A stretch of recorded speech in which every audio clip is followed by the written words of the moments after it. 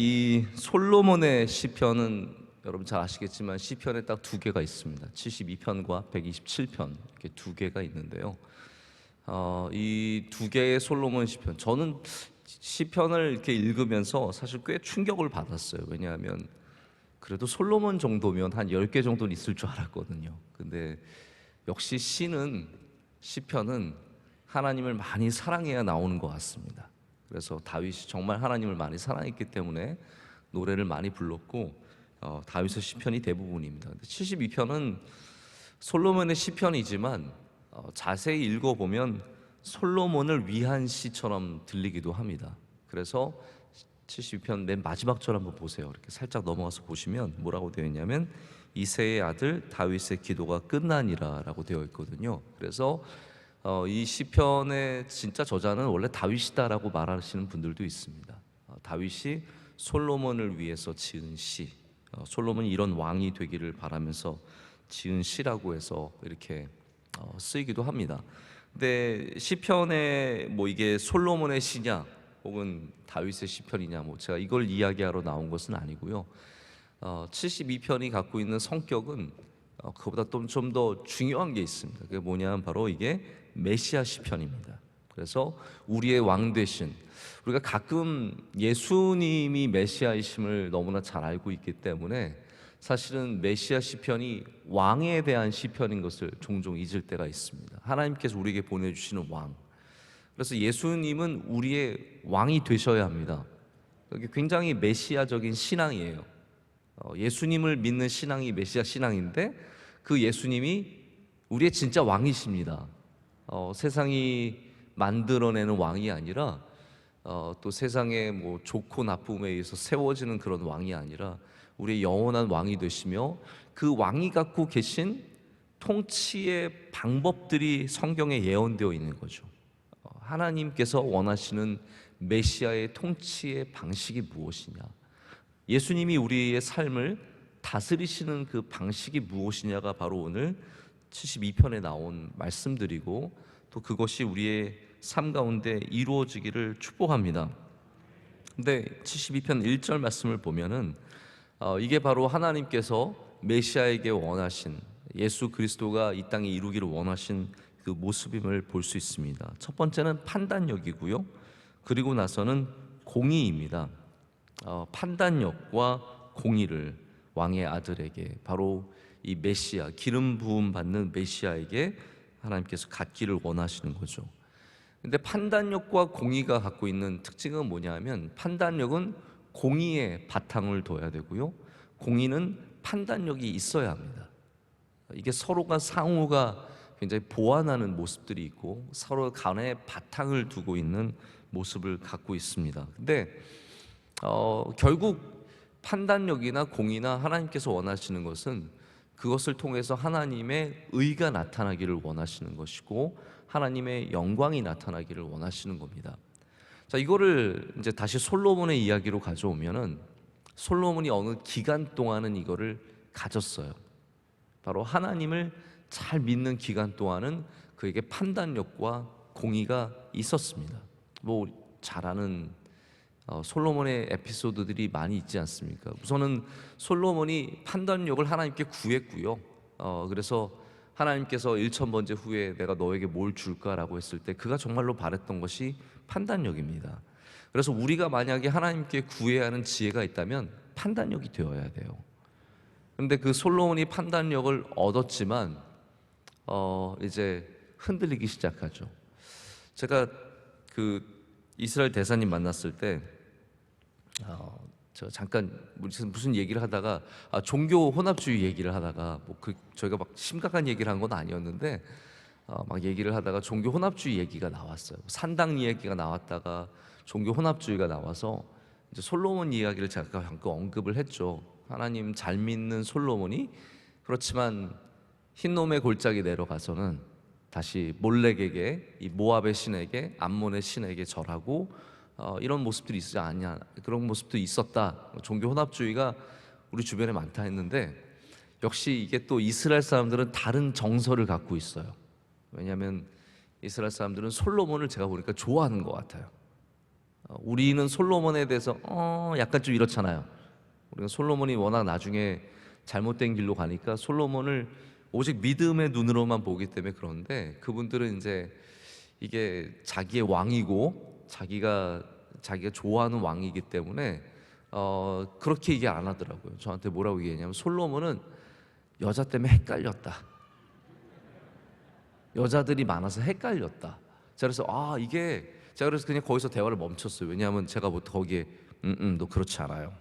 솔로몬은 진짜 하나님을 떠나고 이런 식으로 얘기하면은 이게 국가 간 전쟁으로 이어질 수 있기 때문에 제가 참고 그런 얘기를 안 했는데, 이스라엘의 정서는 그런 것 같아요. 이스라엘의 정서는 솔로몬이 참 좋은 왕이었는데 좀 여자들 때문에 여자가 너무 많아서, 그리고 율법에 그게 그건 것 같아요. 핵심은 율법에 맞지 않게 너무 많아서 그것도 그런 식으로 가져가더라고요. 율법의 왕이 데릴 수 있는 여자가 3명인데 이제 그걸 넘어서서 이제 더 많은 여자가 있었기 때문에 잘못된 거다라고 얘기를 하는데, 저는 뭐 이게 율법의 문제라고 생각하지는 않고 신앙의 문제라고 생각을 솔직히 하죠. 그렇기 때문에 솔로몬이 만약에 정말로 하나님을 끝까지 잘 믿었다면 그의 판단력도, 여자를 많이 두지 않는 판단력도 유지가 되었을 것이고, 또 그로 인해서 공의가 계속 이어졌을 텐데 참 안타까운 그런 생각이 듭니다. 여러분, 우리가 만약에 판단력을 가져야 한다면, 그리고 사순절 이 기간에도 판단력을 가져야 되거든요. 할렐루야. 사순절이라고 해서 뭐 이때는 판단 안 해도 돼요라고 말하지 않습니다. 우리가 사실 사순절의 거룩한 이 시간을 지나는 이때에도 여러분 중요한 판단을 내리셔야 될 때가 있잖아요. 뭐 사업의 판단을 내려야 될 때가 있고, 아이들을 위해서 무언가를 판단해야 될 때가 있고, 저도 저 혼자 판단하는 것도 쉽지 않은 인생이었는데 이제는 제가 가정을 위해서 어떠한 판단을 내려야 된다라는 거, 이게 쉽지 않더라고요. 심지어는 뭐 저희 아내도 가끔 전화를 해서 여보 이거 할까요 말까요? 학습지 이거 할까요 말까요? 물어보거든요. 그러면 그 공부를 많이 하는데 뭘 또 하냐고. 이번에도 뭐 방과 후 수업이 있는데 영어예요. 근데 그 교시가 제가 보니까 5시에 끝나는 거예요. 그래서 제가 공부하던 때가 확 생각이 나면서 너무 속상한 거예요. 제가 대학원 다닐 때도 수업이 길어지면 쉽지 않았는데 이 4학년이 무슨 수업이 5시에 끝나냐. 그거는 너무 말도 안 된다. 절대로 안 된다. 제가 공의의 판단을 내렸어요. 공의의 판단을 내려서 우리 아들이 학교에 5시까지 남아있는 건 제가 너무 마음이 아픈 거예요. 이거는 맞지 않다. 저는 그래서 학원도 안 보내. 이거 어떻게 학원을 보내요? 또 가서 공부를 하고 셔틀버스 타고 내리고, 제 공의에는 그게 맞지 않아요. 그러니까 사실은 어떻게 보면은 내가 아들을 위해서 좋은 판단을 하는 걸까? 이 시대에 뒤처지고 아이 공부 열심히 해서 저희 아이들 영어 진짜 못하거든요. 근데 이거 이대로 놔둬도 될까? 근데 저는 이 판단 내리는 게 저의 나름대로 내리는 거지만 이게 과연 옳을까라고 하는 걱정이 있습니다. 근데 여러분, 사순절의 이 귀한 시간에도 우리가 판단을 하잖아요. 저는 바라기는 이 기간에 여러분이 어쩔 수 없이 판단을 하는데 여러분 믿음의 부족함 없이 판단을 내리시기를 축복합니다. 우리가 오늘 이 말씀을 보면서 하나님께서 하나님의 아들이 이러한 판단력을 갖기를 원하셨다면 우리도 그런 판단력을 갖기를 원하신다는 생각이 듭니다. 하나님께서 우리가 하나님이 기뻐하시는 판단력과 하나님이 기뻐하시는 공의를 이루기를 원하시는 것이고, 그 궁극적인 목적은 우리의 영광이 나타나는 것이 아니라, 그냥 우리 아들 잘 되는 것이 아니라 하나님의 의가 나타나고 하나님의 영광이 나타나기를 원하신다는 거죠. 그렇다면 오늘 이 사순절의 기간에 우리는 우리의 판단을 통해서 하나님의 영광을 나타낼 수 있다라는 겁니다. 그래서 판단을 내릴 때 더욱더 우리는 믿음 가운데 내려야 합니다. 할렐루야. 우리의 믿음 가운데, 우리의 소망 가운데, 우리 사랑에 비추어 봤을 때 이것이 정말로 사랑의 판단인가? 또 때로는 우리의 긍휼의 모습에 비추어 봤을 때 우리 긍휼이 부족한 것은 아닌가, 우리 믿음이 부족한 것은 아닌가 판단을 해야 되죠. 예수님께서 내리신 판단을 보면은 완전한 판단, 하나님의 영광이 마침내는 나타나는 판단이었습니다. 세상의 판단은 쉽지 않은 거예요. 요즘에 더 그런 것 같아요. 요즘에 계속해서 이 법조계에 많은 이슈들이 몰리면서 우리가 뭐 전에도 좀 못 믿을 수 있었지만 지금 법조계에 대한 신뢰가 너무 많이 무너지는 것은 아닌가, 제가 굉장히 우려가 됩니다. 여러분, 나라가 정치인은 좀 의심할 수도 있고 뭐 기업인도 좀 의심할 수 있지만 기본적으로 법에 대한 신뢰가 있어야 되잖아요. 할렐루야.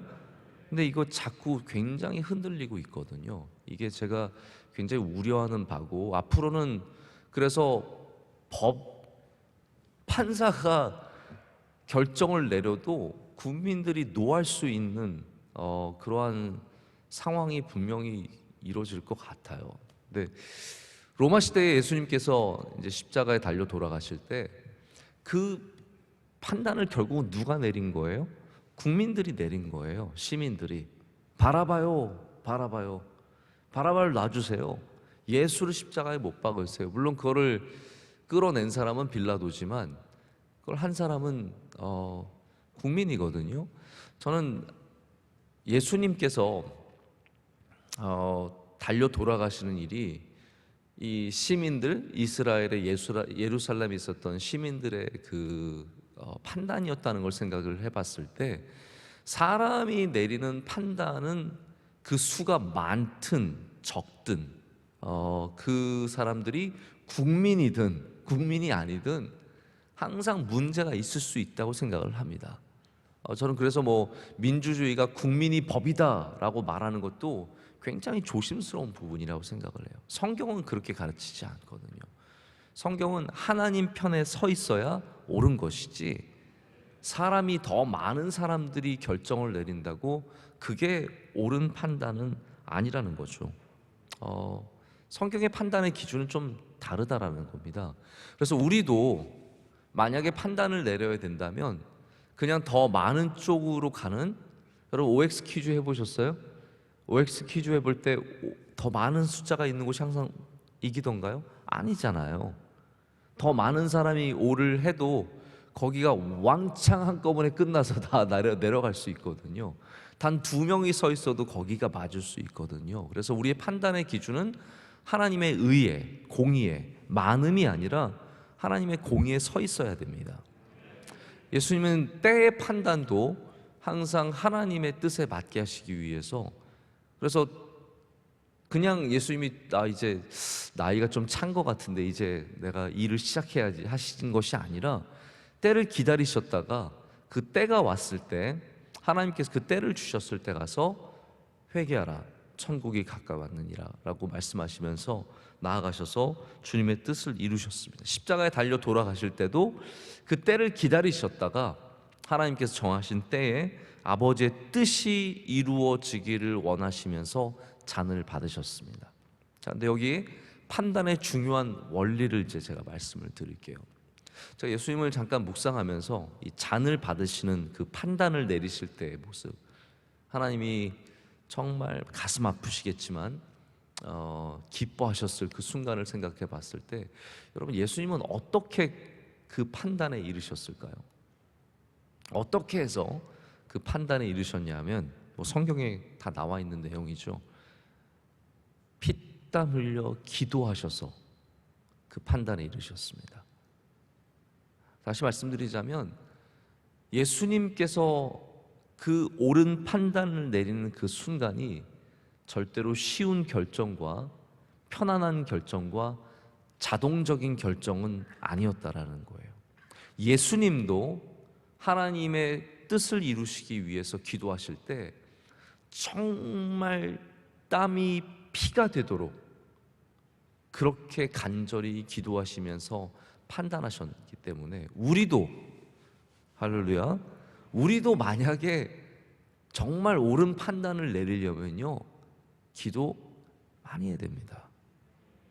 예수님도 피땀 흘려 기도하셨는데 우리는 너무 쉽게 판단을 내리잖아요. 그냥 머리 좀 써서 생각 좀 많이 해서 좀 여러 사람들에게 물어서 결정을 내리는 것, 이것이 아니라 예수님의 모습을 닮아서 우리도 더 주님처럼 기도하면서 이때에, 어려운 이때에 옳은 판단을 내리고 주님의 영광이 나타나게 할 줄로 믿습니다. 자, 그럴 때 오늘 말씀은 우리에게 은혜가 있음을 말하죠. 3절 말씀 한번 보실까요? 그 의로 말미암아, 하나님의 의가 나타났기 때문이죠. 그 의로 말미암아 산들이 백성에게 평강을 주며 작은 산들도 그리하리로다. 아멘. 이렇게 참 귀한 말씀이 있습니다. 여기 평강이 있습니다. 그런 왕이, 하나님의 영광을 나타내는 공의의 왕이, 이 판단력을 갖춘 왕이 있는 곳에는 평강이 있고요. 그 평강은 무엇을 말합니까? 제가 이 말씀 저도 좀 붙잡고 있었거든요. 이게 무슨 산들이 백성에게 평강을 주며 작은 산들도 그리하리로다, 이게 무슨 말씀일까? 라고 고민을 많이 했는데 제가 결국은 제 나름대로는 결론이 안 나서 이렇게 여러 자료들을 찾아보니까 이 말씀은 산들이 열매를 맺고 산들 가운데 추수할 평강이 있다는 것을 말한다는 거래요. 그래서 하나님의 의가 있는 곳에는 이렇게 산들이 열매를 내고, 할렐루야, 거기에 백성들이 평강을 누리게 된다라는 겁니다. 그럼 이스라엘은 다 산이거든요.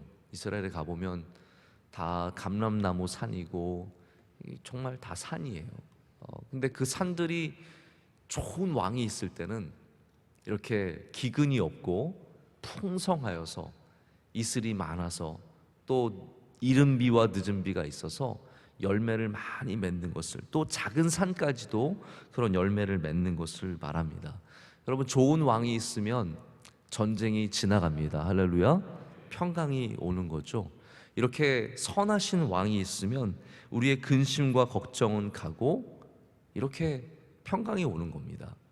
세상의 왕이 이렇게 하지 못할지라도 우리가 예수 그리스도를 오늘 이 시간 우리의 왕으로 모시면 여러분, 그 왕께서 여러분에게 산마다 열매가 맺히는 평강을 주실 줄로 믿습니다. 이 사순절에 제가 바라기는 여러분의 모든 산마다, 여러분의 작은 산에도 평강이 있기를 축복합니다. 여러분의 가정에 평강이 있어야 되고요, 기업에 평강이 있어야 되고, 뭐 제가 보니까 이제 연주회가 조금씩 다시 시작되기 한 것 같아요. 그래서 우리 집사님들도 지난 토요일도 뮤지컬이 있었고, 또 이제 바이올린 독주회도 있고, 뭐 여러 가지 연주회가 오는데 저는 거기에도 평강이 있기를 축복합니다. 또 각자 회사에서 프로젝트를 맡고 또 여러 가지 프로젝트들이 있을 때 여러분에게 수고하고 애쓰는 그 모든, 산은 수고의 자리잖아요. 산에 올라가면 수고 안 하고 올라갈 수 있던가요? 산은 다 수고의 자리인데 수고하는 것마다 열매가 있고 축복이 있기를 바랍니다.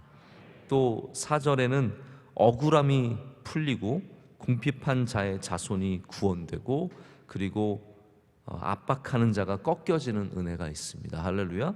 이 모든 것이 바로 예수님께서 우리에게 주시는 은혜입니다. 자, 종교는, 제가 볼 때 종교는, 이 말씀만 드리고 말씀을 맺을게요.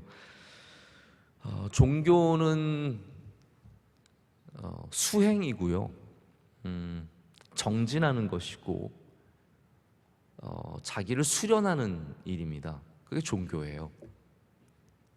그러나 기독교는 나를 그냥 수련하는 게 아니라 하나님의 뜻이 이루어지고 우리 구원의 역사를 나누는 일입니다. 그래서 종교는 사회를 바꿀 수 없어요. 그러나 기독교는 시스템을 바꿉니다. 우리의 모든 사회의 경제와 정치와 문화까지도 이르러서 바로 이렇게 하나님의 온전한 의가 이루어질 때는 바로 가난이 없어지고 억울함이 없어지고 바로 이런 폭력적인 압제가 없어지는 사회가 변화되는 은혜가 있는 것이죠. 그래서 예수님께서 단순히 병자들을 고치신 것이 아니라 이 땅의 모습을 바꾸기를 원하셨던 것이고, 우리 사순절에 그래서 내가 예수님을 깊이 만나고 뜨겁게 만나는 순간이지만 동시에 그 만남을 통해서 이러한 조그만 변화라도 우리 이 땅 가운데 이루어지기를 소망해 봅니다. 여러분의 믿음이 이 땅을 바꾸게 될 줄로 믿습니다. 오늘도 예수 그리스도의 은혜를 사모하며 주님이 주신 판단력과 주님의 의가 우리 삶 가운데 나타나고, 여러분이 결정을 내리는 모든 것들 가운데 하나님의 의가 나타나서 평강이, 할렐루야, 평강이 모든 삶마다 있기를 축복합니다. 기도하시겠습니다. 하나님 아버지, 감사합니다. 주님의 크신 은혜로, 주님의 크신 사랑으로 이 새벽을 다시 깨우게 하심을 감사합니다. 추운 이 아침에 옷깃을 여미고 발걸음을 재촉하여서 사모하는 주님의 성전으로 나왔습니다. 하나님, 이곳에서 우리 모두를 만나 주시고 주의 은혜를 더하여 주시오며, 그 복음을 갖고 걷는 발걸음마다 주의 평강과 은혜를 더하여 주시옵소서. 하나님, 우리에게 예수 그리스도의 판단력을 주시옵소서. 하나님의 공의를 우리에게 허락하여 주시옵소서. 이 땅에 살아가며 우리가 내리는 수많은 판단 가운데 하나님의 뜻이 이루어지며 주님의 역사가 나타나게 하여 주시오며, 하나님, 모든 잘못된 것들은 하나님께서 우리로부터 보호하여 주시옵고 주님이 기뻐하시는 결정 속에 평강의 열매들이 맺게 될 줄로 믿습니다. 우리 성도들 결정 내릴 때 믿음으로 하게 하시고 소망으로 하게 하시고 사랑으로 하게 하셔서 조금도 부족함이 없게 하여 주시옵소서. 하나님, 가난이 멈추게 하여 주시고 억울함이 풀리게 하여 주시오며 압제가 꺾이게 하셔서 이 땅이 하나님이 기뻐하시는 땅이 되게 하여 주시옵소서. 사순절의 기간 동안 더욱더 뜨겁게 기도하게 하시고 우리 골방을 찾아 들어가 주님 앞에 엎드려 울게 하시고 그 눈물에 땀이 피가 되는 기도 가운데 응답하여 주셔서 하나님의 뜻이 이루어지게 하여 주시옵소서. 대한민국의 은혜 내려 주시옵소서. 하나님, 우리 수많은 도전 속에 살아가는 대한민국이 바른 방향으로 가서 하나님께서 기뻐하시는 나라가 될 줄로 믿습니다. 은혜를 더하여 주시옵소서. 명성교회에 한없는 긍휼을 베풀어 주시고 여전히 작고 부족한 우리 교회가 하나님의 뜻을 이루어가며 하나님을 잘 믿는 교회가 되게 하여 주시옵소서.